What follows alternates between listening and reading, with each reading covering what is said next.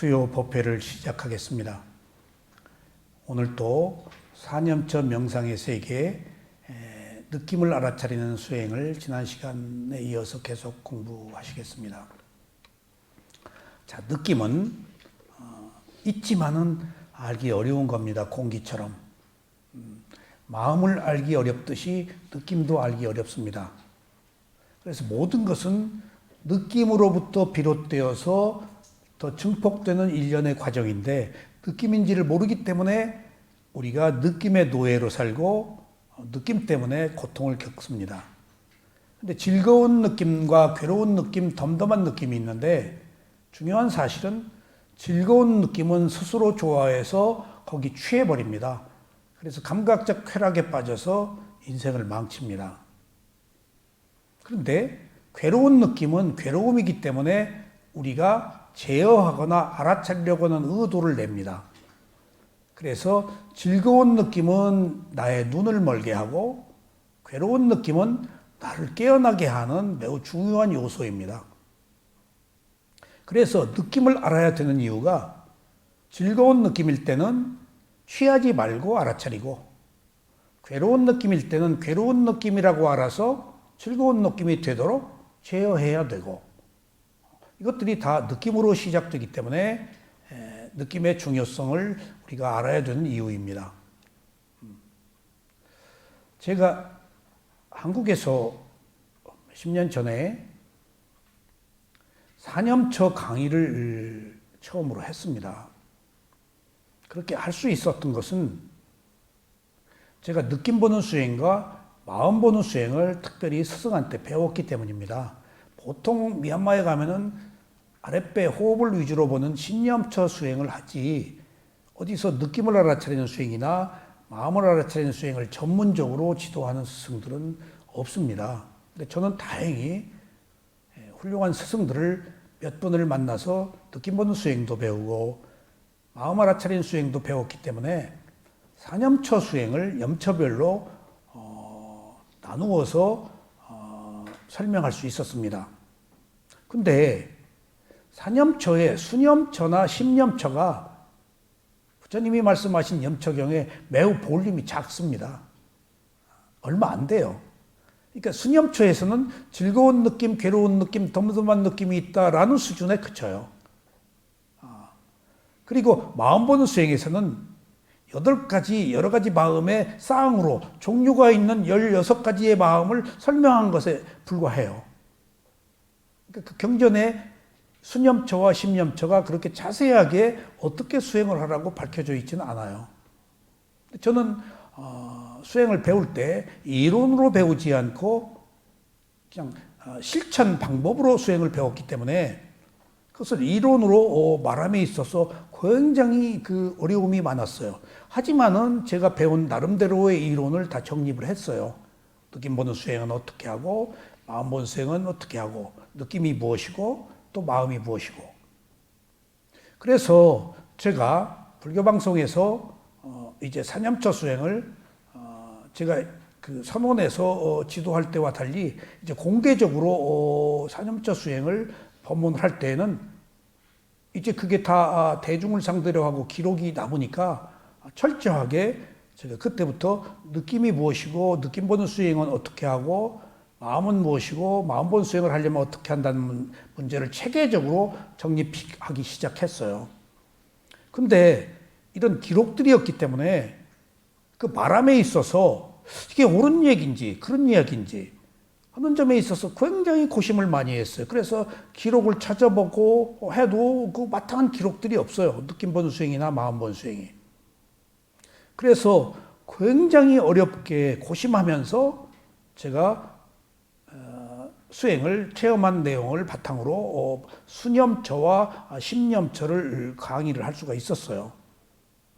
그래서 그 이후에도 느낌에 관해서 이렇다 분명히 이것이다 라고 확신을 갖기가 굉장히 어려운 부분이 있어요. 기록이 없기 때문에. 그리고 그 경험하지 않은 경험을 했다 하더라도 그것을 이론으로 설명하기는 매우 어려워요. 특히 마음의 경우는 비물질이기 때문에 그냥 직관으로 알아차리거나 이해하면 될 것을 풀어서 설명은 못해요. 수행자가 설명 못합니다. 자기는 해도 그것이 뭐라고 못해요. 이론으로 딱 들어가면은 관념화돼 버리고 문자화 되잖아요. 그러면 딱 막혀버려요. 딱 수행으로 마음 알아차리는 것은 되는데 그것을 어떻게 알아차리냐 그러면 대답을 못해요. 그게 교학과 수행의 현실적 문제들입니다. 그래서 제가 십념처나 수념처를 말함에 있어서 그 뒤에 기회가 있으면 여러 스승들의 다양한 책을 보는데 의외로 스승들이 한 마음속에서 좋은 자료들이 있어요. 이래서 스승들의 말씀을 들어야 되겠구나. 그러니까 매우 제 수준의 한계가 있으니까 터치할 수 없는 부분이에요. 근데 내가 알긴 알아요. 근데 이것을 무엇이다라고 드러내기가 어려워요. 그러니까 그것을 말하기도 그렇고 또 중요한 문제라서 말을 하지 않을 수도 없고 그러니까 두리뭉실 얘기는 해왔어요.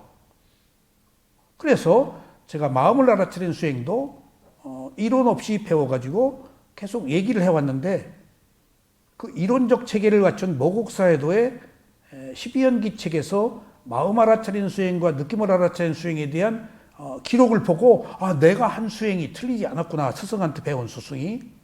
그리고 내가 한 얘기가 틀리지 않았구나. 왜냐하면 스승한테 배운 얘기에 준해서 말했기 때문에 안 배운 걸 내가 자의적으로 해석해서 말하지는 않았어요.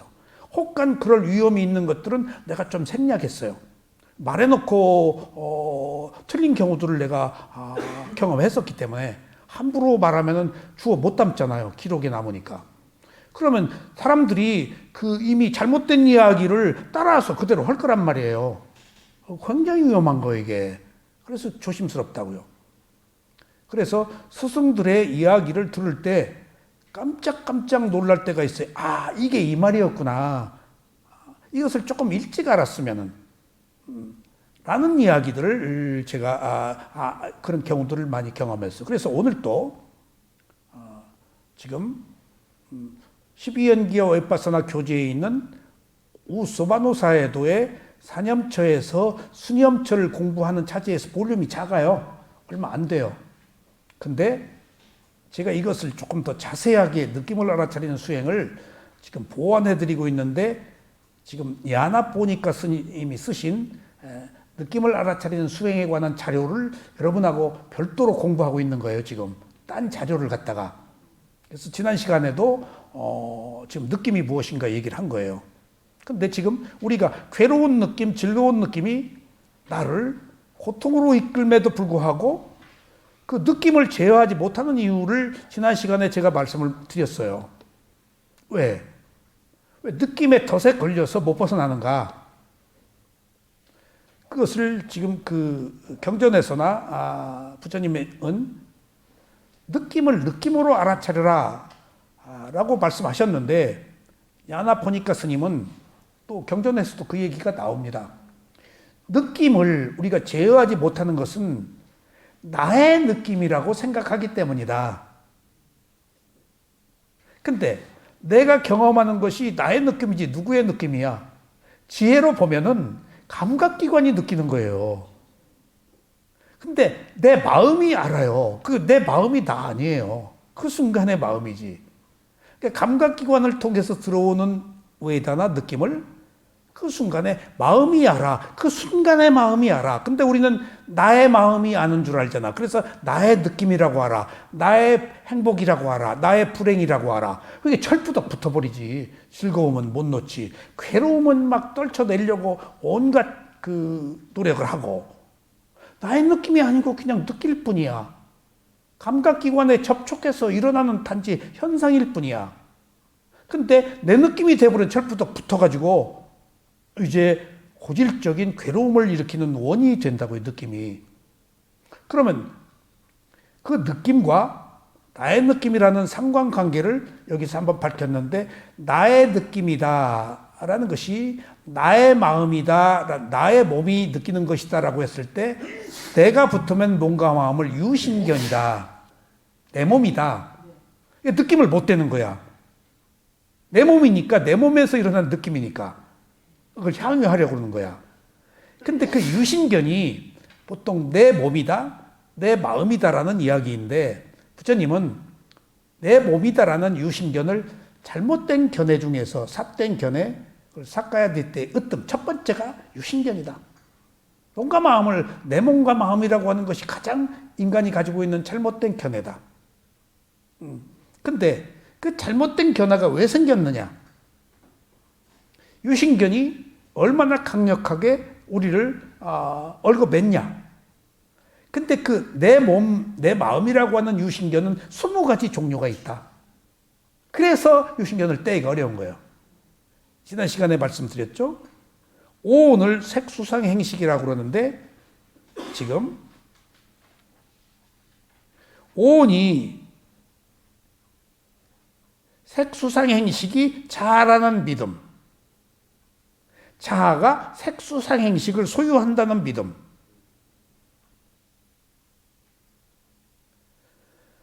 색수상식 안에 내가 있다는 믿음, 내가 색수상행식을 소유한다는 믿음. 그러니까 일로 절로 오온이 나고 내가 오온을 소유하고 오온 속에 내가 있다 하는 것들이 20가지라는 거예요. 그래서 우리가 느낌으로부터 자유롭지 못하다는 거야. 어떤 형태로든지 어떤 느낌이든지 딱 내가 먼저 붙어버려. 20가지의 유신견이 그냥 거미줄처럼 나라고 붙어버리는 거야. 그러니까 일로 절로 그냥 일로 절로 하나가 아니니까. 그래서 우리는 오랫동안 내가 아닌 나라고 명칭에 불과한 것을 말하다가 보니까 나라고 알고 못 버리고 있는 거예요. 집착하고 있는 거예요. 그래서 지난 시간에는 이 느낌에 대해서 우리가 주의해야 될 것은 나의 느낌이 아닌데 나의 느낌이라고 생각하는 거다. 이제 그것이 지금 우리가 느낌과 유신견을 제어해야 되는 이유예요. 분리해야 되는 이유예요.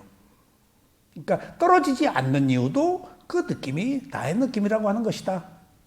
라는 것을 우리가 주목할 필요가 있어요. 그럼 오늘 교재는 이게 굉장히 중요한 얘기인데 어떻게 이렇게 리얼하게 부드럽게 표현을 하셨는지 내가 이런 그 문제를 여러 번 저도 얘기를 했어요. 그런데 제가 말하는 것보다 훨씬 부드럽게 얘기를 하셨어요. 내가 보니까 스님이. 자, 오늘 들어보세요. 느낌은 아직 첫 단계 외톨이일 때는 전혀 색깔이 없는 상태여서 대상이 주는 충격을 즐겁다, 괴롭다, 또는 즐겁지도 괴롭지도 않다는 것을 떠올리는데 그친다. 그냥 즐거워. 그냥 가볍게. 괴로워. 가볍게. 심각하지 않게. 그냥, 뭐 즐겁지도 그냥 멍청하게 그냥 그래. 그거 너나 잘해. 라고 3가지 중에 하나의 느낌으로 가볍게 일어난다는 거야. 이게 심각하지 않다는 거예요. 처음에는. 느낌인지를 몰라. 근데 이게 느낌이야. 가벼운 것이 가벼운 거로 그치잖아요. 이게 느낌의 특징이에요. 제가 계속 말씀을 드려요. 느낌은 증폭된다는 거예요. 맨 느낌이 육체적 느낌으로, 육체적 느낌이 정신적으로. 맨 느낌이 그냥 그저 그런 느낌이 이제 좋아. 육체적 느낌은. 근데 정신적 느낌은 좋아 죽어. 그러니까 느낌이 보통 네 방의 화살을 맞는다. 맨 느낌에서 육체적 느낌으로 가면 한 방 화살, 정신적 느낌으로 한 방 화살 또 맞는다는 거예요. 그 다음에 그럼에도 불구하고 자꾸 그걸 집착하면은 욕망의 화살을 또 맞고, 욕망의 화살을 맞았음에도 피를 흘리면서도 또 집착해서 맞는 것이 어리석음의 화살을 맞는다는 거예요. 네 방을 맞는다. 아까 주석서에 그렇게 나와 있어요. 네 방을 또 쏘아요. 또 맞아요. 내가 나한테. 네 방씩 맞아요. 그러니까. 그게 느낌의 증폭이에요.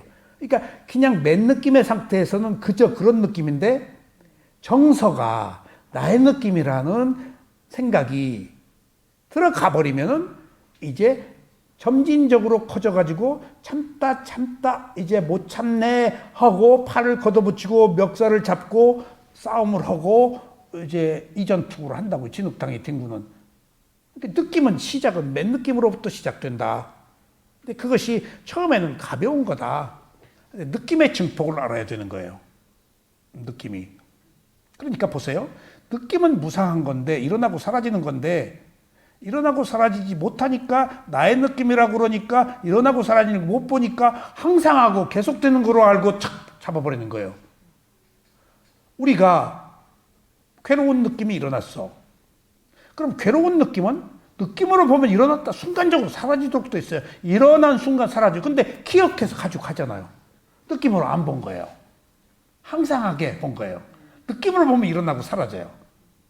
느낌으로 안 보고 기분으로 본 거예요. 기분은 끌고 가잖아요. 정서로 본 거예요. 느낌은 일어나고 사라지는데 정서는 계속돼요. 기분은 계속돼. 분위기는 계속돼요. 그러니까 거기 토치돼 버리는 거예요. 느낌으로 보지 않은 탓이에요. 그러니까 느낌이 이렇게 위험한 거예요. 그러니까 느낌인지 알면은 일어나고 사라지는데 빠르게. 근데 느낌인지를 모르니까 기분이니까 끌고 가는 거예요. 좋은 기분을. 나쁜 기분도 끌고 가요. 왼수니까 죽이려고. 뭐 일기장에다 써. 원수를 갚아야 된다. 뭐 어쩌야 된다. 묘비에다가도 써.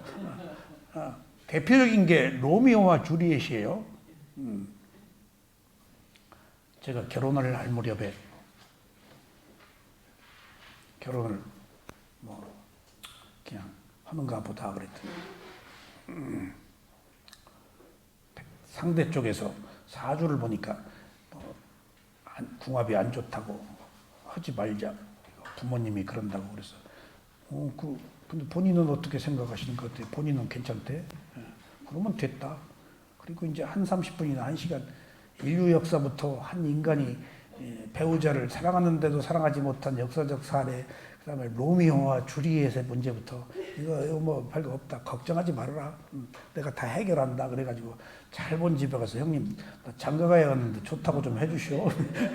어머 해줄게. 그래서 극복을 했는데 그 형님이 그 잘 아시는 분이세요. 고향으로. 근데 저희 집을 잘 알아요. 근데 딱 너 장가 가니까 그 유명한 사람이에요. 그분이. 다 봐줄게. 하더니 나중에 너 겉궁합은 안 좋은데 겉궁합은 안 좋은데 속궁합이 좋다. 너 속궁합까지 안 좋으면 내가 반대해. 좋으니까 하라 그러는 거야. 다 내가 해줄게. 근데 그 스승 말이 맞았고 그 부모 말도 맞았어. 내가 10여 년을 미얀마에 가서 수행하고 그 궁합이 좋겠어요? 그거 처갓집에서 처자식 버리고 수행하러 간 사위를 좋아하겠어요? 나 안 내쫓긴 것만 해도 다행이지. 궁합이 좋으니까 안 쫓겨난 거예요. 지금은 그 연금으로 내가 먹고 살고 있고 이런 속궁합이 어딨어. 그런 것처럼 느낌이라는 것이 그 괴로움을 어떻게 알아차리냐에 따라서 제어하면은 그냥 느낌으로 그치는데 제어하지 못하면은 느낌의 노예가 돼버려요. 그러니까 그 느낌으로 인해서 니미타 표상이 뜨거든요. 근데 느낌으로 인해서 뜨는 표상이 뭔가 하면은 자기가 투사해서 만드는 거예요. 산신령을, 몸줄을, 최영 장군을, 그 관운장을 역사 속에 있잖아. 그럼 이미 표상을 딱 만들어버려요. 그게 색수상해식의 상해 기능이에요. 그럼 그 상해 기능의 기억이라는 게 있거든요. 딱 몸주로 떠가지고 딱 느낌이 오면 딱 표상이 떠요. 수 느낌으로 상이 떠버려요. 그러면 한두 번 뜨면은 딱 그게 몸주가 돼버려요. 근데 그 상이 자기에게 이미지네이션 돼가지고 온 상이 누가 만든 상일까? 그 상이 말하고 있는 것은 누가 말하고 있을까? 내가 말하고 있는 거예요.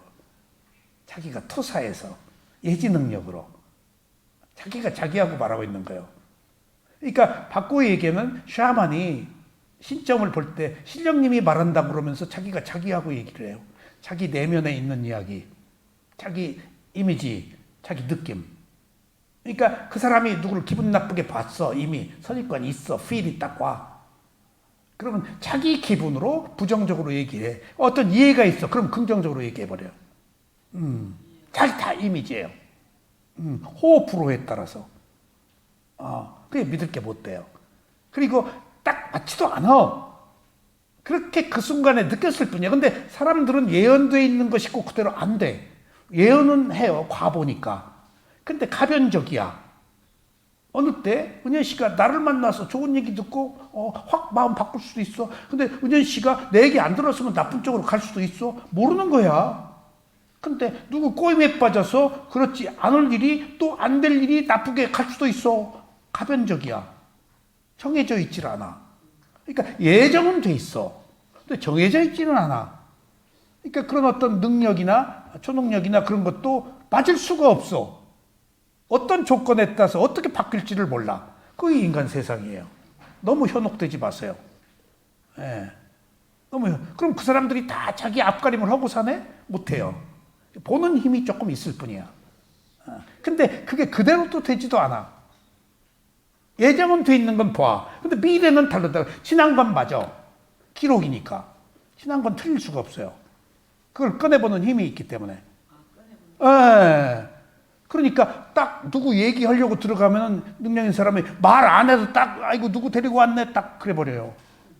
그러니까 어느 저 영화 배우 무슨 인상파 뭐 하는 사람 내 이제 그런 것들을 무속 공부를 5년간 했었기 때문에 딱 누가 와 그럼 딱 보면 할머니가 따라오네 누가 어떤 남자가 따라오네 어떤 여자가 그 사람이 가지고 있는 이미지를 이미 다 형상으로 기억 속에 있어. 그럼 그게 이미지로 그것을 보는 힘이 있는 거야.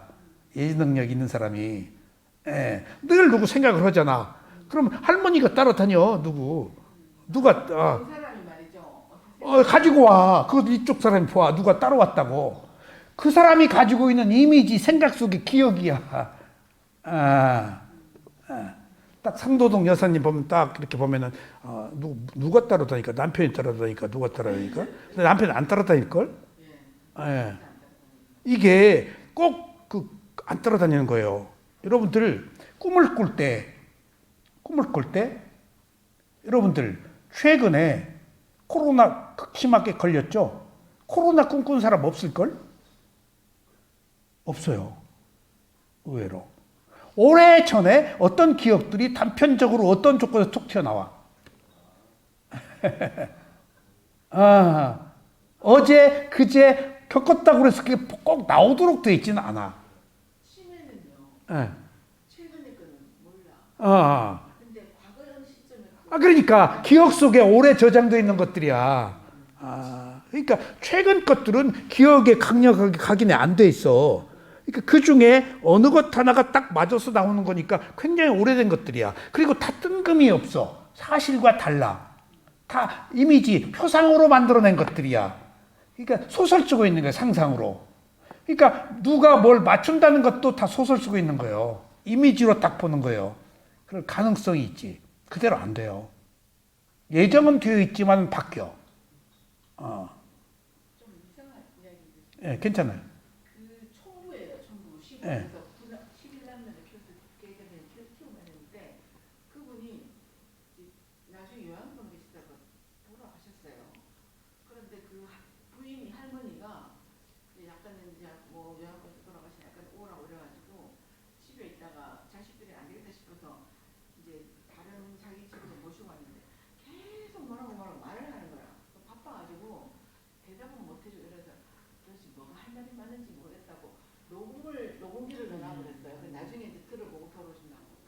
근데 이제 그러고 한 1년 반 있다가 노인이 돌아가셨는데 그때까지 그 녹음을 듣지도 생각 안 해서 그러고서 2년 지나고 제사 때에 참만 엄마가 무슨 말을 한다고 녹음돼서 무슨 말 했노? 이러고 풀어봤어요 그거를. 그런데 이제 이 노인이 자기 남편하고 얘기를 하는 거예요. 돌아가신 남편하고. 어떻게 하냐면은 이제 남편 그게 이제 남편이 표상으로 마음속에서 자기가 자기하고 얘기하고 있는 거예요. 그래서 뭐 큰아들 아무개는 묻지 마라 이러니까 할머니가 그냥 뭐 목소리는 비슷한데 아까는 아이고 그 아들 어떻게 안 묻나 뭐 이런 그거 아니다 이러저러 하니까 묻지 마라 뭐 이렇게 저렇게 하고 이러더래. 그리고 그것도 있어. 내 편하게 죽었다고 말하는데 절대 편하게 안 죽었다.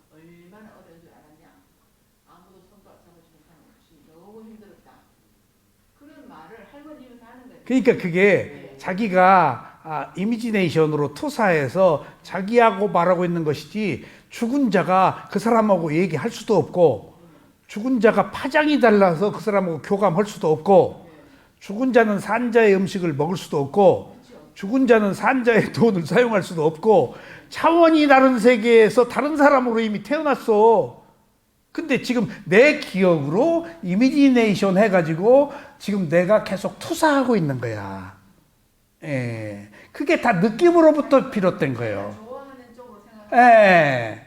기억으로. 결론은 그 할머니가 이제 너 지금 오지 말고 2년 있다가 여기 오면 너무 좋다. 잘 절대 아무리 얘기 이승이 나쁘다 그래도 여기가 좋다는 건 거짓말이다. 오늘 너무 좋다. 그러니까 이제 그게 실제 그 사람이 남편이 하는 얘기가 아니고 자기 기억 속에서 이미지네이션 그걸 표상작용이라고 그래요. 그래가지고 투사해서 만들어내는 얘기예요. 그러니까 이제 그런 것들은 의미가 없어요. 무의식 중에 그냥 자기가 하다. 살아온 기억 속에, 기억 속에. 이렇게 테이프 돌리듯이 그때 그러니까 과거의 기억에 있는 고정관념 속에 있는 것들을 이것저것을 조건에 따라서 꺼내서 보는 거예요. 그 힘은 있는 거예요. 그것이지 그 이상의 의미는 없어요. 그러니까 이것을 무속 공부를 할 때까지는 몰랐는데 불교 공부를 하고 아비담마 논장을 공부하고 마음을 알아차리는 수행을 다 아바타, 마인드 컨트롤, 관음법문, 그 다음에 무속, 그 다음에 아비담마, 제가 이 정신세계에 관한 가장 그 교학에서부터 수행까지를 다 알고 나서 내린 지금 얘기예요. 이게 초상한 거다. 실제하지 않은 거다.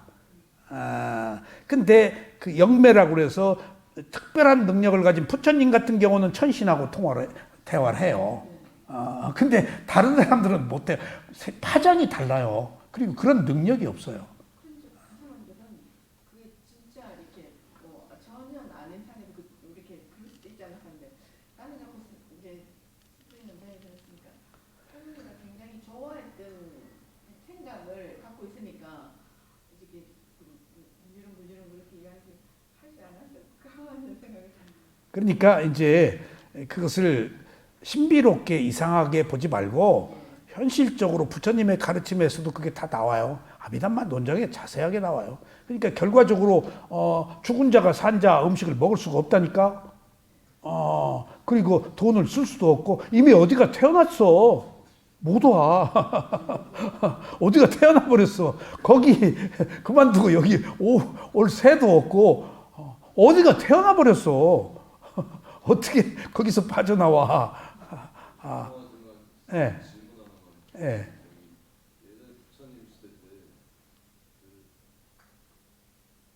나체 배에서 난파해서 나체가 됐는데 나체로 있으니까 사람들이 나라는 줄 알고 이렇게 음식 공양을 올렸죠. 돈이나 착각을 해서 이제 했다가 이 사람 전생의 친구였던 도반이었던 사람이 천인으로 있었는데 하도 안타까워가지고 가서 야 너 알아 아니야 진짜 부처님 있어 이렇게 얘기해서 가서 법문했더니 아직 닭발 준비가 안 된다 했더니 좀 있으면 저 죽습니다 해서 진짜네 그 나라는 그런 이때 그때는 천인이니까 올 수 있었어. 그리고 그 사람이 천인과 소통할 수 있는 조건이 이미 아라한이 될 수 있는 선업의 공덕이 있으니까 됐어. 이게 부처를 찾아갔지. 그러니까 부처가 이제 바쁘니까 탁발주의니까 이따 오라고 그랬잖아. 그러니까 내가 언제 죽을지 모르는데 그러니까 널판지를 딱 가지고 있어. 사람들이 아라한인 줄 알고 공양을 다 올렸잖아. 그러니까 이제 너 아라한도 아닌데 왜 그러고 있냐 그래서 부처가 계시다 찾아가라 해서 갔더니 내가 언제 죽을지 모르냐고. 그래서 이렇게 보니까 조금 있다 죽게 생겼어 부처가. 그래서 자기 제자들 보고 대가사 하고 그냥 가사. 대가사가 없으면 안 죽어요. 대가사는 이렇게 그 누빈 옷으로 비도 피하고 깔고 자기도 하고 여러 군데 써요. 추위에 덮기도 하고 머리도 가리고.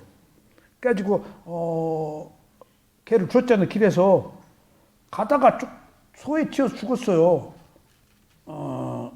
조금 있다가 그러니까 제자들이 세존이시여 조금 전에 개받고 가다가 소에 치여 죽었습니다. 그러니까 아라한의 장례를 예우로 해줘라. 그러니까 아니, 이미 여기서 개받는 동안에 그 사람 아라한 됐다. 그리고 소에 치여 죽은 것은 업에 과보 받은 거예요. 예. 많이를요. 저희 조상이나 그 부모님 중에 한 분이 돌아가셔서 천인이 됐는데 뭔가 전생에 어떤 그런 어떤 마음이 있어서 꿈에 나타나서 이렇게 뭐 도와줄 수도 있지만 근데 그게 두 가지예요. 도와줄 수 있다, 도와줄 수 없다 해서 있을 수 있다요. 왜냐하면은 꿈은 두 가지예요.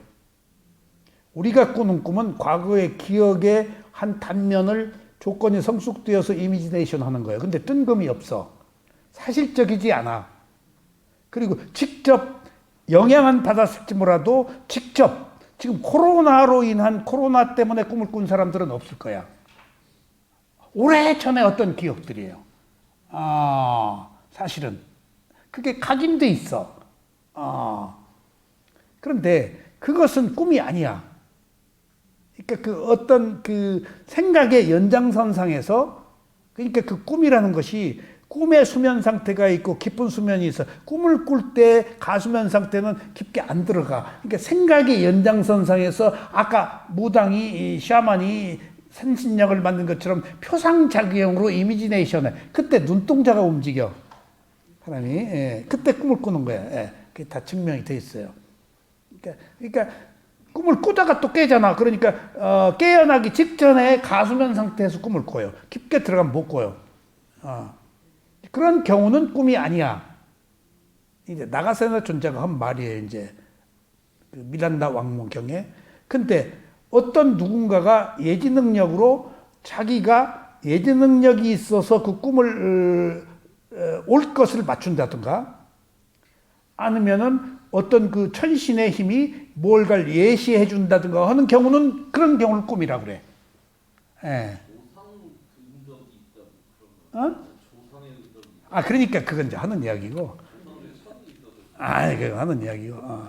그러니까 전통적인 그 사회 속에서, 그러니까 그러니까 천인의 경우는 싸움 파티가 계속 오니까. 천인의 경우는 자유로워. 근데 지옥 축생 아귀 아수라, 인간으로 태어나면 못 올 거고, 지옥 축생 아귀 아수라에 다 많이 태어나는데, 그리고 색계 부색계는 안 와. 욕계천상에서 와. 근데 욕계천상에는 수준이 낮아.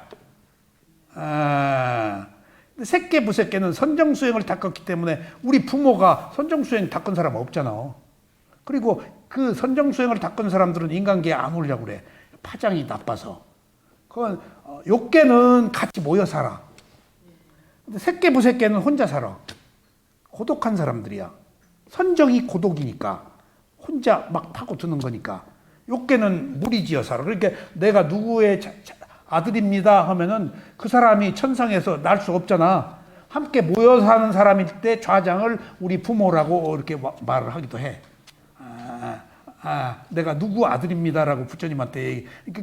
그 중에서도 계급이 다 다르니까, 업이 다르니까. 다 거기 청소한 사람도 있고 뭔 다 달라요. 천상도 직급이 다 있어. 우리 인간의 직급이 다 다르듯이 업이 다르기 때문이야.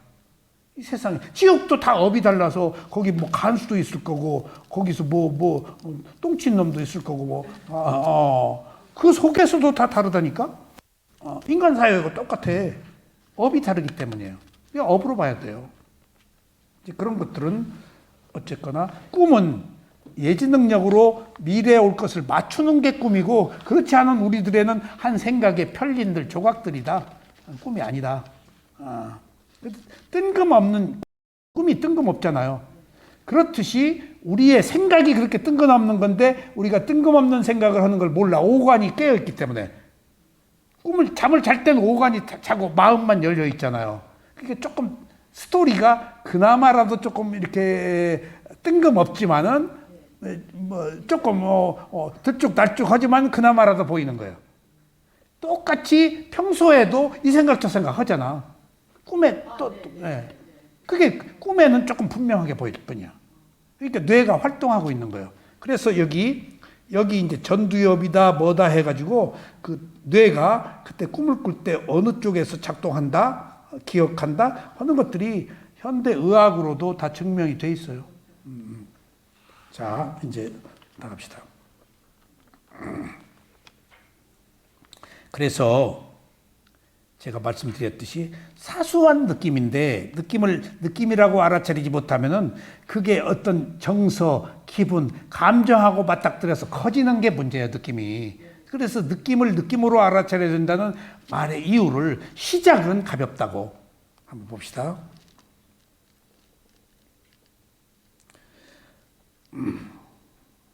그러나 이 느낌은 아직 첫 단계의 외톨이일 때는 전혀 색깔이 없는 상태여서 대상이 주는 충격을 즐겁다, 괴롭다 또는 괴롭지도 즐겁지도 않은 식으로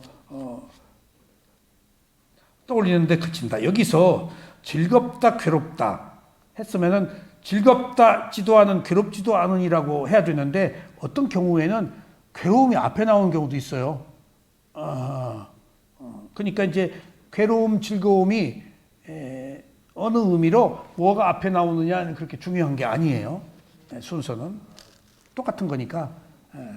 즐거움이 괴로움이고 괴로움이 즐거움이에요. 같은 양면성이 있기 때문에 그냥 말하는 거예요.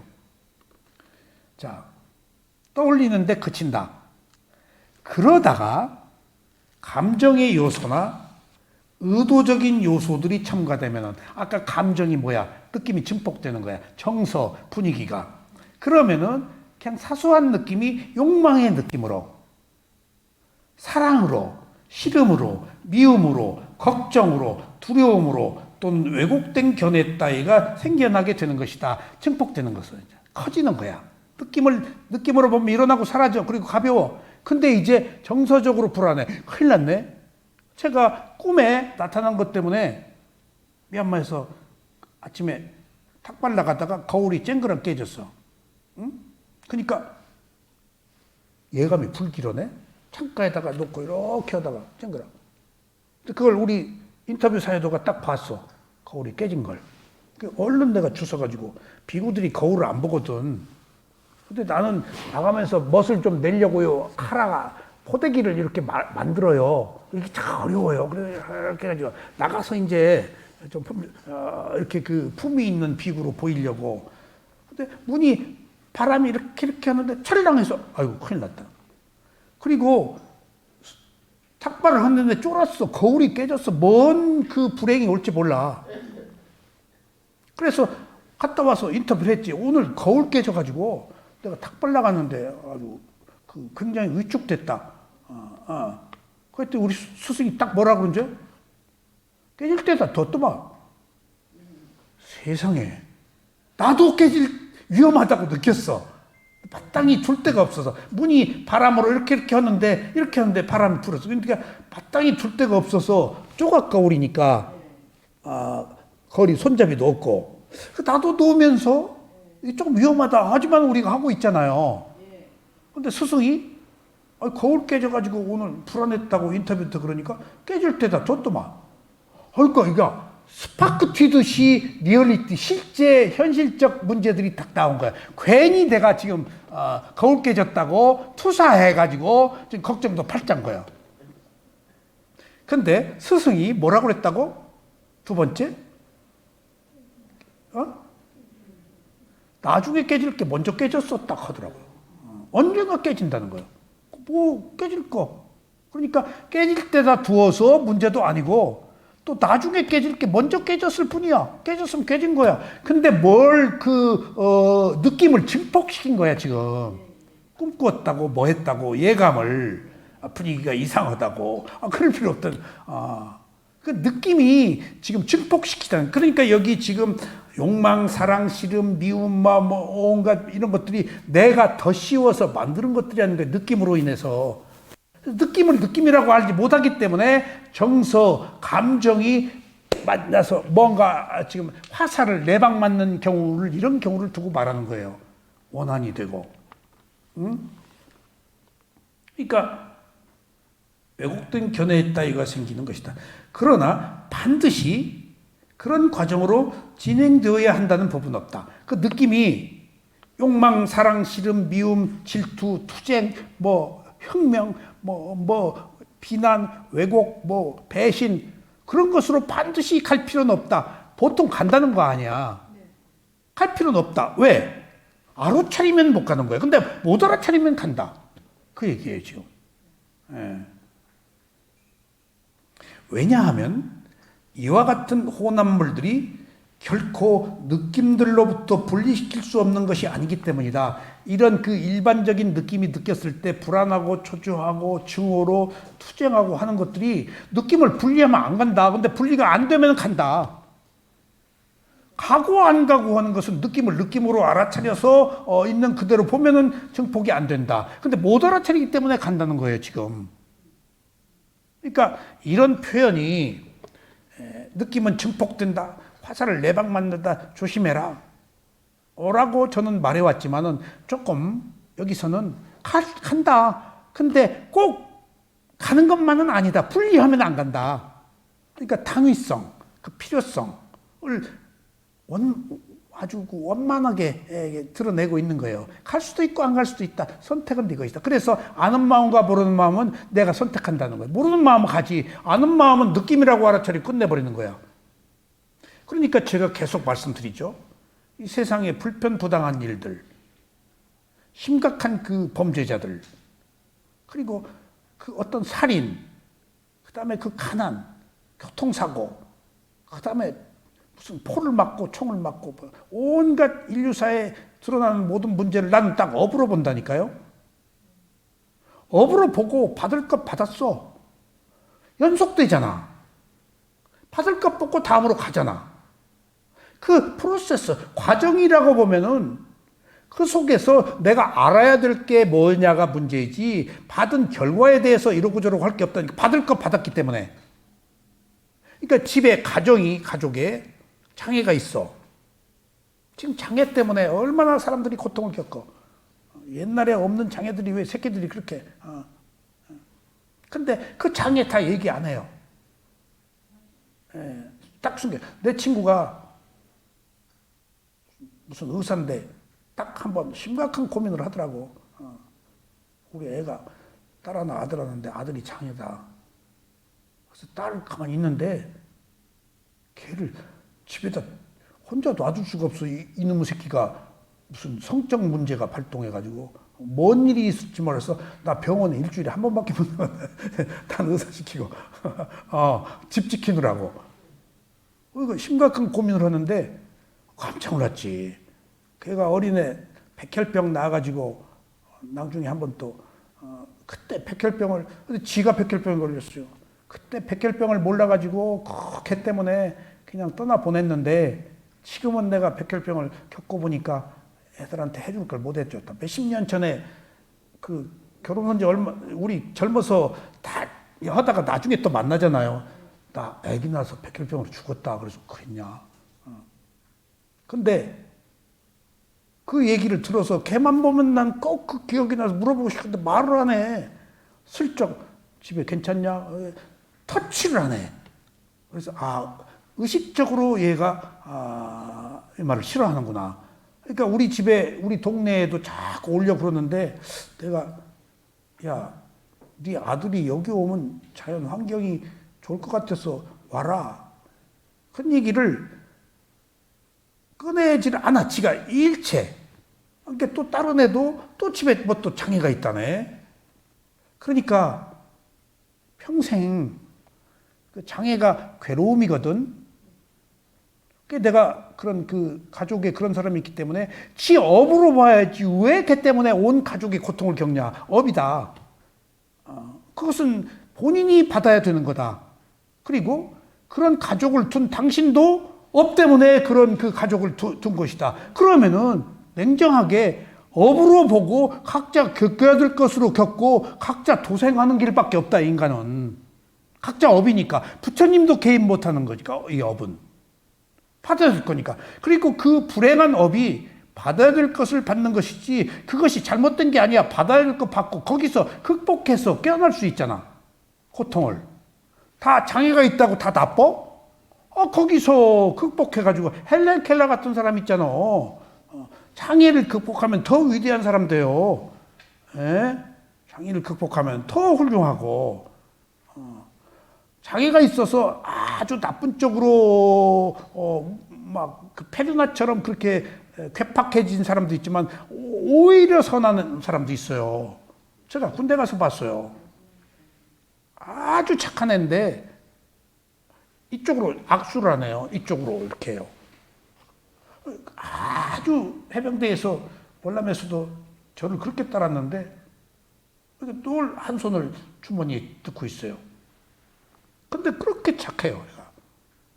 근데 어느 순간에 저녁에 술 먹고 막 날 붙잡고 막 엉엉 울더라고요. 그래서 왜 그러냐 했더니 손이 병신이에요 이게. 해병대 숨기고 들어왔어요. 이 엄지손가락이.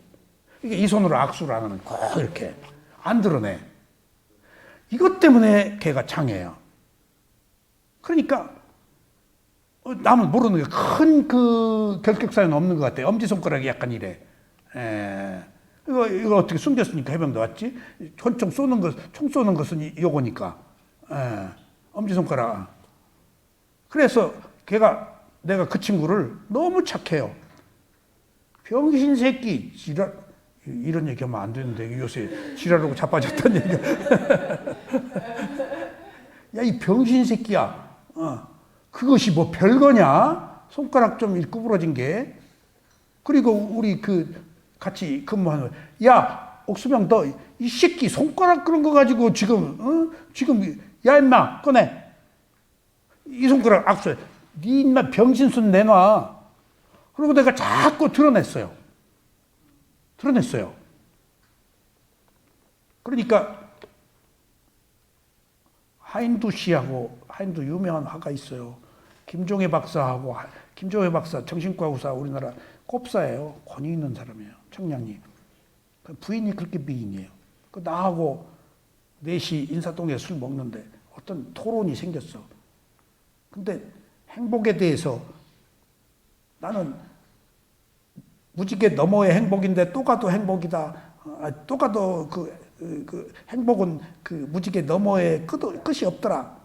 그렇게 나는 행복을 젊은 시대니까 그분들은 다 사회 저명한 인사들이고 뭐 어울려서 함께 지내니까 젊을 때 그랬더니 그 화가가 야라고 안 하고 서로 존중. 야, 네가 행복 아니야 그게. 이거 왜 행복 아니야? 나는 행복이다. 그랬더니 너 그게 행복 아니야. 감각적 쾌락이야. 그래서 둘이 옥신각신해서 김종회 박사가 딱 계시더라고. 사모님 계시고. 그래서 내가 김 박사님, 하 교수님, 하 선생 얘기가 난 행복인데 행복이 아니라고 그러고 있네. 남이 억장 지르네. 그랬더니 인두발이 맞아. 그래서 뭐라 그러는가 하면은 야가 나 정신병 치료했어. 하인두가. 이 사람이 정신과 김종회 박사라고 유명한 정신과 박사예요. 독일 가도록 돼 있어서 가길는데 나중에 돌아가셨어요. 안타까운 사람이에요. 그랬더니 이 새끼가 나 정신병 치료해 줬어? 어떻게 그때 이 새끼만 날 보고 꼽사라고 그래? 야 꼽사! 그 교수를 누가 꼽사라고 그러겠어. 그러니까 꼽사가 뒷꼭지에 있어. 근데 관념으로 나는 꼽사다인데 지금 이런 게 어떤 그 고정관념 없이 그냥 있는 그대로 야 이 꼽사 새끼야. 얘가 나 정신과 치료해 줬다는 거야. 이 새끼가 꼽사라고 할 때마다 나는 자유로웠다는 거야. 해방대 꼽사에서. 난 꼽사에서 자유롭지 못했습니다. 이 새끼가. 그러니까 그렇게 직설적이에요. 예. 그러니까 내가 그리고 나서 미얀마에 가서 수행을 하고 이제 원인과 결과를 아는 지혜, 수카, 삐띠 다 그런 것들을 일종의 경험하는 단계에서 부처님이 말씀하시는 수카, 행복하고 거기서 술집에서 얘기했던 행복하고 개념이 다르지. 부디즘에서 말하는. 그러니까 내가 하인두 씨도 돌아가시고 김종회 박사도 돌아가시고 김종회 박사 아름다운 예쁜 부인은 지금 살았는지 알 길이 없고, 그 양반들 있으면은 우리가 나누었던 그 행복 너머에 있는 붓다의 행복은 또 다른 것이더라. 감각적 욕망이 노연한 있는 그대로 괴롭지 않은 것, 행복이라고 할 수도 없는 것, 그냥 거기 있는 그대로의 고요함, 지족, 감사함, 그게 행복인데, 지혜로 봐서 모든 것들부터 사슬로부터 벗어난 그냥 놓고 보는 있는 그대로 행복, 원인과 결과를 존중하는, 그게 행복인데 그때 우리들은 이걸 몰랐단 말이에요. 그러니까 이거 알려줬을 걸. 그리고 나서 내가 한국에 와서 이런 이야기를 몇 사람한테 하는데 안 받아들여요. 과거에 같이 교분을 하던 사람들이. 우리 장모님이 안 받아들여요. 수행을 하라고 그래도. 내가 3번 얘기했어. 유암으로 돌아가실 때, 이게 호흡 보는 거 중요한 거다, 이게 돌아가실 때. 그래서 집사람한테 어머니 보고 좀 하라고 그래. 그러니까 나에 대해서 그 반감이 좀 있어. 딸 놔두고 뭐 모르겠어, 인연이. 우리 어머니는 내가 이걸 배우기 전에 돌아가셔서 얘기를 못해도 우리 어머니는 받아들이셨을 거야 아마.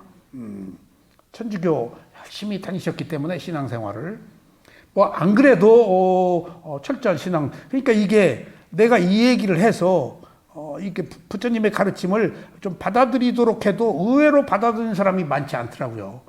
그래서 이제 얘기 안 해. 여기에 모여 있는 사람들하고 지금 받아들이려고 여러분들 오신 거예요. 근데 몇 명 안 되잖아요. 사람들은 그 신도가 몇 명이냐고 물을 때마다 내가 죽음에나 들어가고 싶어요. 신도가 무슨 신도요? 필요한 사람이 필요한 걸 듣고 배우면 되는 것이지. 그 뭐 숫자가 필요해요?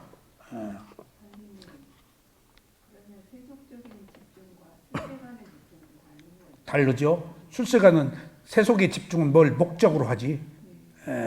철저하게. 그러니까 이해가 얽혀져 있지. 행복이라는 말씀을 하셨는데 그거와 같은 맥락이죠. 그렇지. 출세가는 감각적 욕망이 없는 있는 그대로기 때문에 있어서 보고 하려고 하지 않고 보고 필요해서 하는 것들이야. 목적이 없어. 그러니까 위파사나 수행이 여기 맨 느낌이라는 것이 바로 그런 거야. bare feeling이라고 지금 나오는데 맨 느낌이라는 것들이 지금 그냥 있어서 보는 것, 있어서 느끼는 것. 뭘 목적으로 하면 그것이 세속이에요. 그러면 반드시 후유증이 있어. 그러니까 수행을 잘하려고 하는 것도 수행을 잘하려고 하는 목적이 있어서는 수행이 안 되고 욕망으로 가고 지혜를 못 얻어요.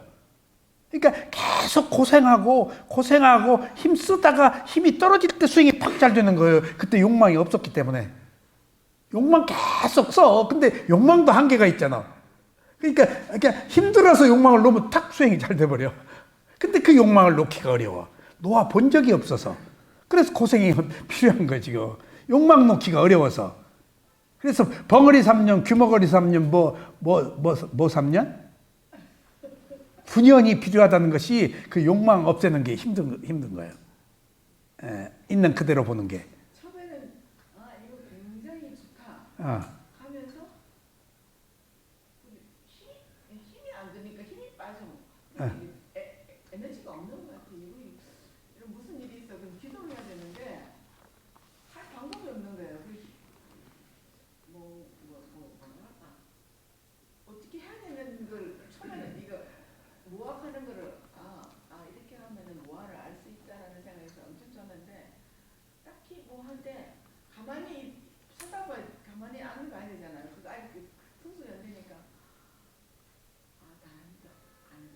아무것도 안 해야 되니까 되게 편안하면서 뭐를 해야 되는지를 잘 모르겠어요. 자, 제가 말씀드릴게요. 많은 사람들이 호기심을 가지고 이런저런 이유로 괴로워서 했든지 선업에 공덕이 있어야 했든지 수행을 다 합니다. 근데 다 그만둬요. 매우 한정된 사람이 계속해요. 수행을 그만두는 이유가 크게는 2가지예요. 첫 번째는 부처님이 깨달음을 얻은 수행을 이제 예로 드는 거예요.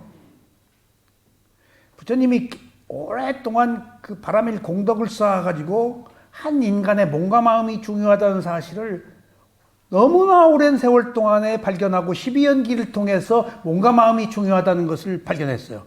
최고의 지혜로 바람일 공덕으로. 그리고 부처님이 찾아낸 것이 위파사나 수행인데 몸과 마음을 있는 그대로 알아차리는 거예요. 자, 그러면은 이제 첫 번째 수행이 어려운 것은 몸과 마음을 있는 그대로 알아차려서 부처님이 깨달음을 얻으셨어요. 그리고 선언을 하셨어요. 몸과 마음을 있는 그대로 알아차리는 것이 사념처예요.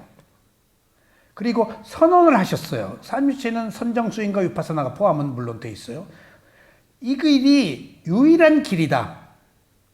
에까야노 맞고 이 몸과 마음을 알아차리는 길이 단 하나의 길이다. 내가 이것으로 깨달음을 얻었다. 이 길이 아니면 안 된다라고 선언을 하셨어요. 인류 역사의 위대한 선언이에요. 근데 많은 사람들이 몸과 마음을 알아차리는 것에 대한 가치관이 확립이 안 돼 있어요. 그러니까 몸과 마음을 알아차린다는 것이 계속 호흡을 알아차리라고 해도 호흡을 못 봐요. 몸으로 안 와요. 밖으로 나가서 해결하라고 그러지. 그러니까 몸과 마음을 알아차리는 것에 대한 가치관이 정립되기가 어려워요. 다 여지껏 인류가 밖에서 무엇을 구하려 했기 때문에. 그 부처님이 안으로 돌려서 자기 몸과 마음으로 온 것을 최초에 부처가. 근데 우리는 지금도 자기 몸과 마음을 보는 것이 핵심인데 몸과 마음을 스승이 보라고 그럴 때만 선언 나와서 보지 집에서도 안 보고 밖에 나가서도 안 봐. 이유는 가치관이 설정이 안 돼 있는 거예요. 몸과 마음에 대해서. 거기서부터 어긋나는 거예요. 거기서부터. 그게 아무것도 아닌 거야. 근데도 아무것도 아닌 것에서 몸과 마음의 가치관의 중요성을 못 느껴. 그래서 그럼 몸과 마음으로 와야 되는 가장 필연적인 기회가 반드시 몸과 마음을 알아차리는 스승의 지속적인 지도를 받아야 돼. 스승의 지도만이 몸과 마음으로 올 수 있어. 그렇지 않으면 불가능해요. 예. 그 가치관의 문제야. 그러니까 몸과 마음이 가령 호흡, 누가 그래, 호흡 봐서 뭐 나와? 호흡에 뭐 있을까? 뭐 이먹고 하고 뭐 이상을 찾다가 그 호흡 뭐 맨날 봐서 뭐 할까? 단순한 호흡이 아니야. 호흡을 보는 순간에 내가 하고 싶은 것을 안 하고 내 마음이 청정해지고 호흡에 무상고부화가 다 있고 그 다음에 단계적 과정의 지혜가 호흡 하나로부터 다 비롯되는 것이 호흡 하나 자체에 없어요. 호흡을 저도 알아차리는 순간에는 내가 딴 것을 내 마음대로 안 하고 있잖아. 그게 엄청난 거예요. 내 마음대로 하고 살아왔는데 호흡을 보는 순간에 내 마음대로 안 하고 있잖아. 그게 자기가 제어되는 게 얼마나 큰 힘인데. 그리고 호흡을 알아차리는 순간에 지속했잖아. 노력한 거야. 알아차리는 걸 지속했잖아. 인내했잖아. 그러니까 내 성질 바꾼 거야. 새로운 업을 만든 거야. 새로운 원인을 만드는 거야. 이걸 다 설명할 수가 없어요. 몸으로 와야 되는 이유가 몸과 마음에 생긴 문제는 몸과 마음에서밖에 답이 없어. 근데 여지껏 밖에서 다른 데서 구했잖아요. 그러니까 어디 가서 제가 미얀마에 가서 마하시에 가서 몸과 마음을 알아차리는 수행을 배웠어. 세계 어디에도 그것을 가르치는 곳이 없어. 미얀마의 스승이 가르쳐. 그리고 인터뷰를 해줘. 그게 부처님의 법이야. 근데 그 가치를 누구도 몰라. 꼭 그 스승한테 가서 그곳에 가야 배워. 근데 이 가치를 몰라. 거기 가서도 몰라. 가서도 몰라. 그러니까 그런 가치관의 문제 때문에 이제 수행하다 그만둬.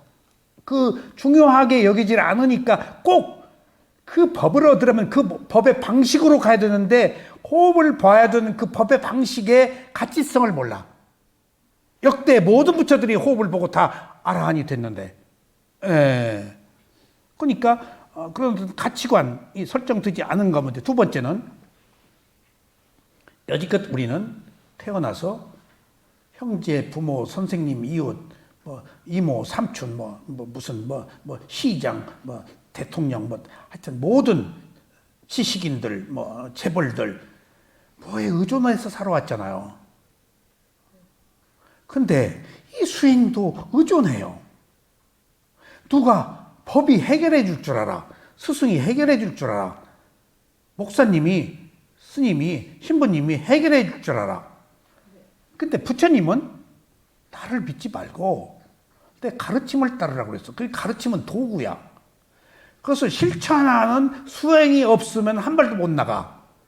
근데 조건을 성숙시키지 않고 뭘 기대해. 여기 와서 지금 수행이 안 된다? 그리고 떠나. 근데 내가 마치 무엇을 안 주어서 떠난 것 같이, 그러니까 누가 나오다가 안 나와. 그러면 왜 안 나와요? 그러면 나는 아주 미안해 죽겠어. 마치 내가 죄 지은 것 같이, 아이고, 뭐 여기 오래 나왔어요. 뭐, 인연이 다 해서, 싫으면 떠나는 거 아니야. 인연이 맞으면 오래 있고, 만남과 헤어짐을 어떻게 해.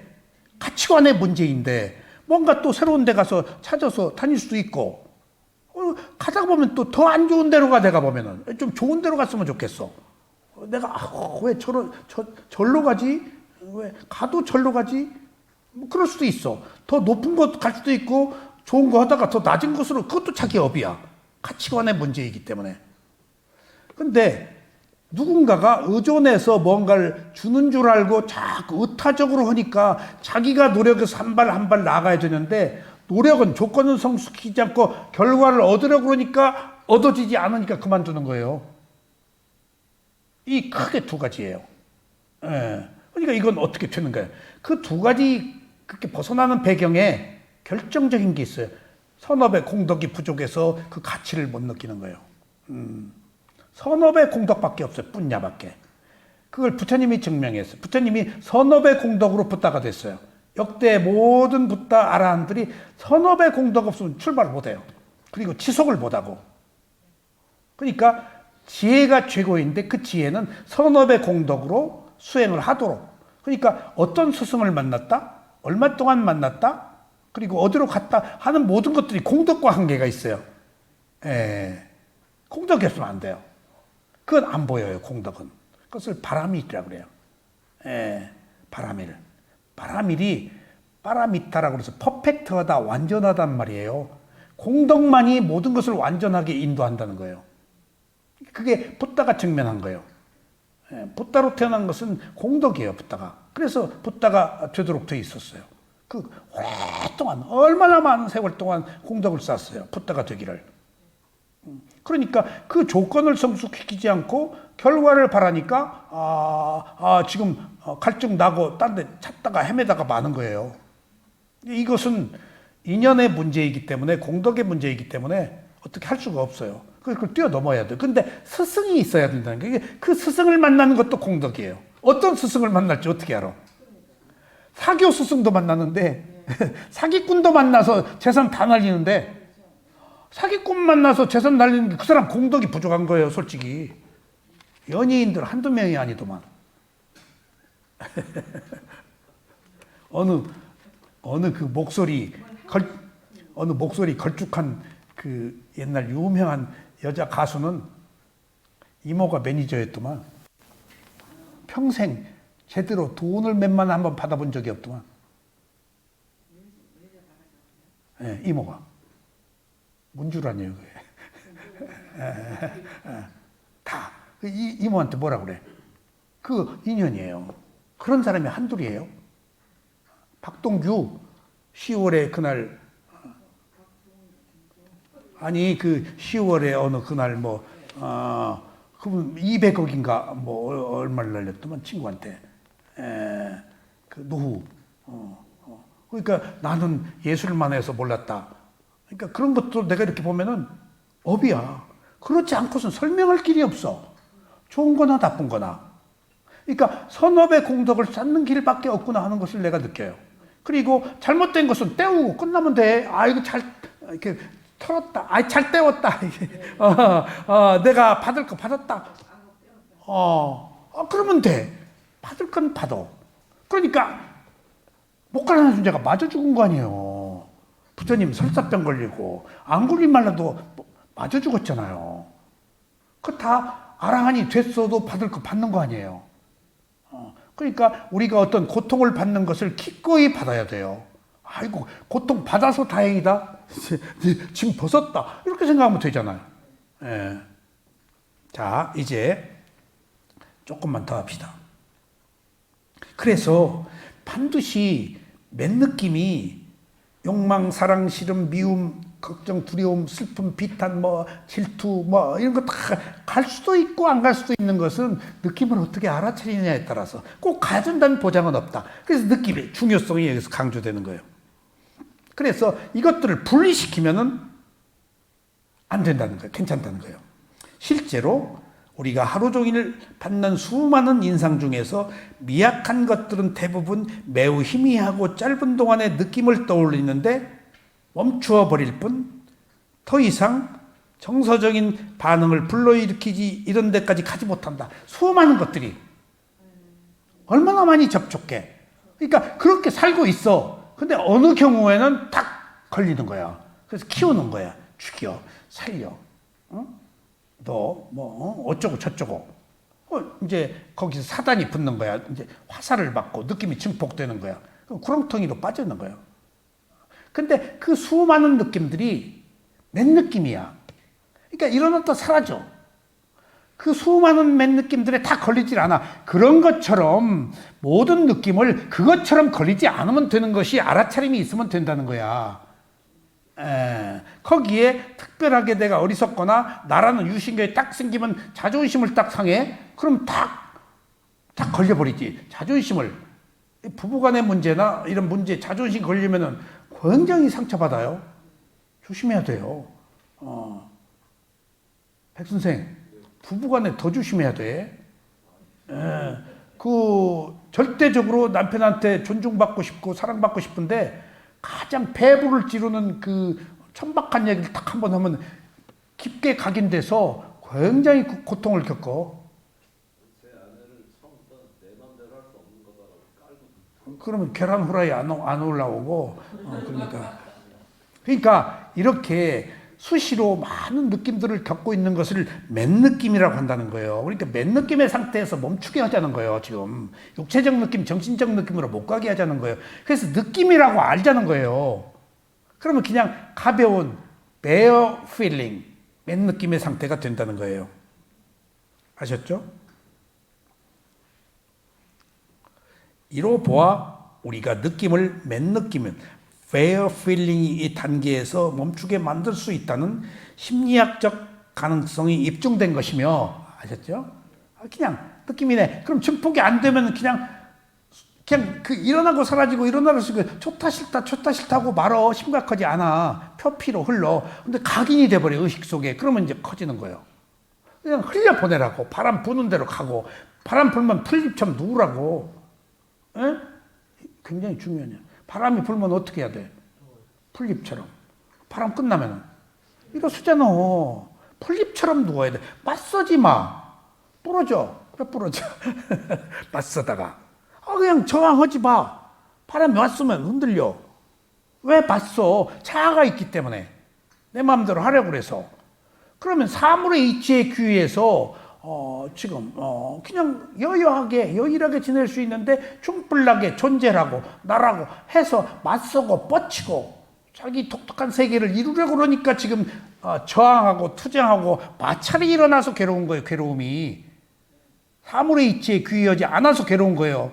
지금 무상고무아로 귀하면 안 괴로워요. 근데 지금 무아가 아니고 자아가 있으면 괴로운 거야. 무상을 못 받아들이잖아. 원래 괴로운데 안 괴로우려고 그러니까 괴로운 거 아니에요. 지금 누가 괴롭게 하냐고 나를. 너무 흥분했어 내가. 내가 나를 괴롭게 하고. 내가 강한 느낌이었는데 보통 많은 수많은 느낌이 있는 거 똑같이 그냥 그 물결 타고 이랬네 저랬네. 그러니까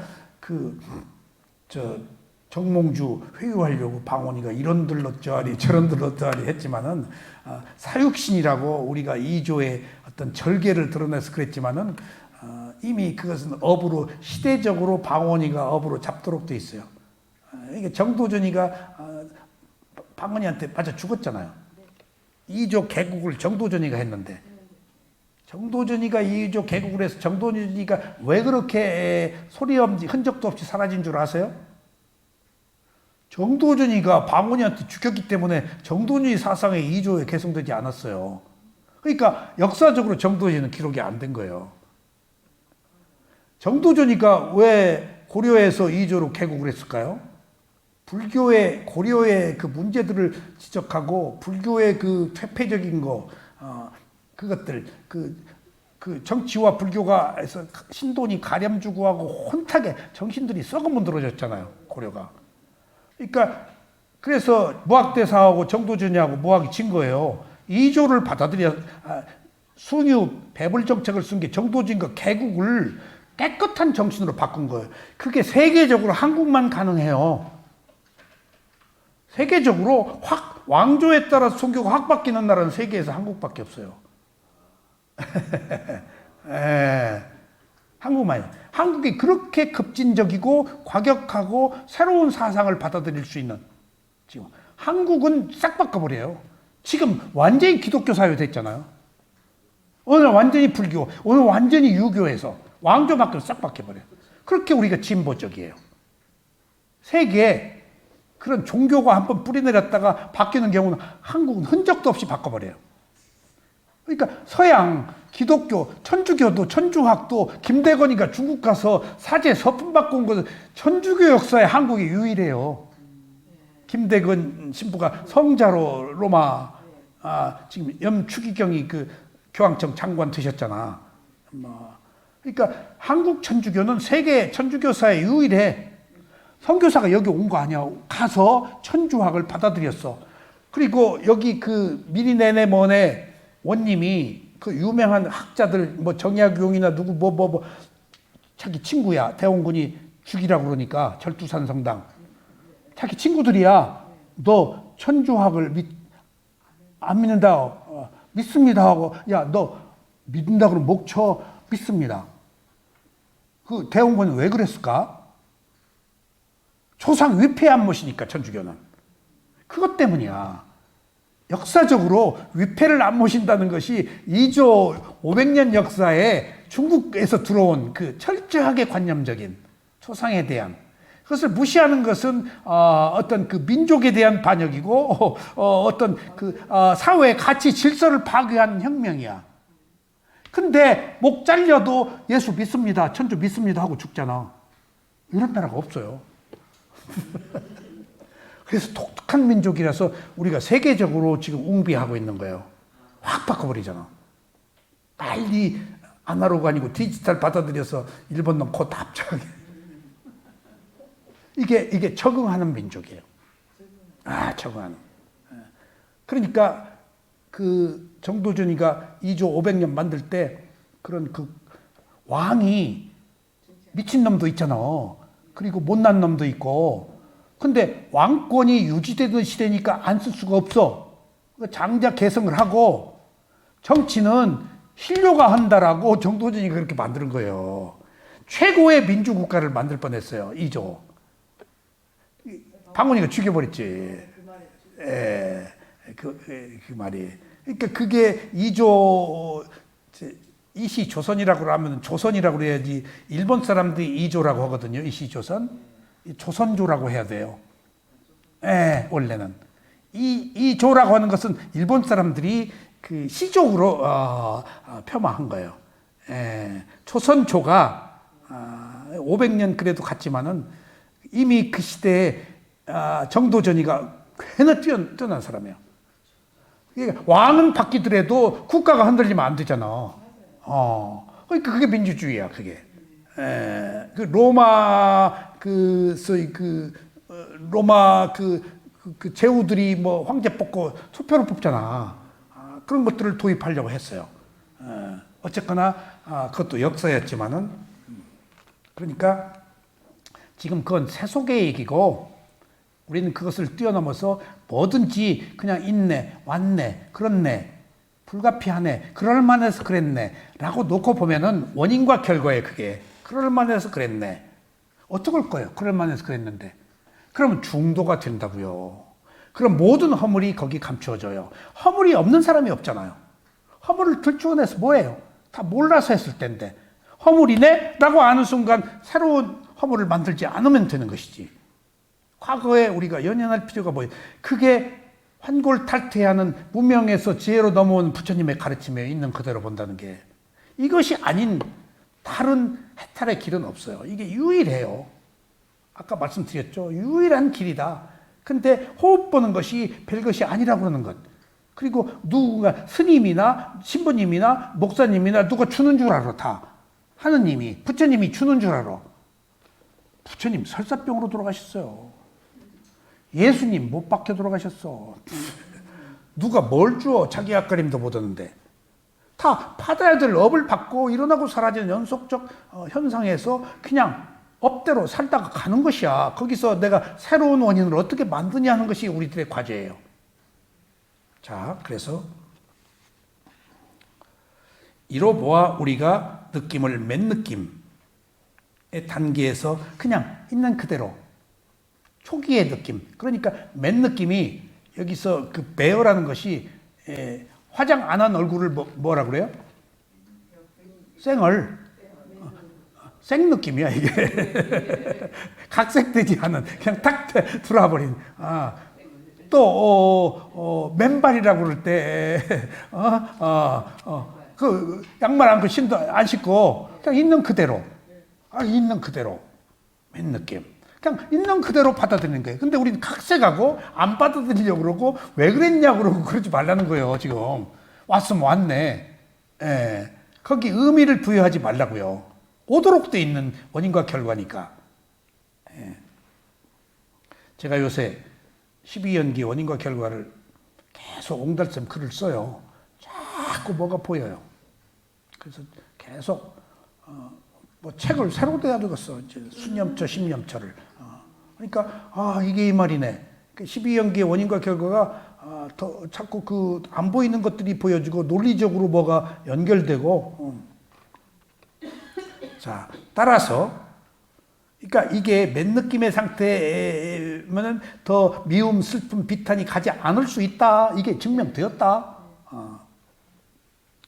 따라서 알아차림과 자기 제어의 힘만 빌릴 수 있다면 알아차림이 필요하다는 거예요, 이게.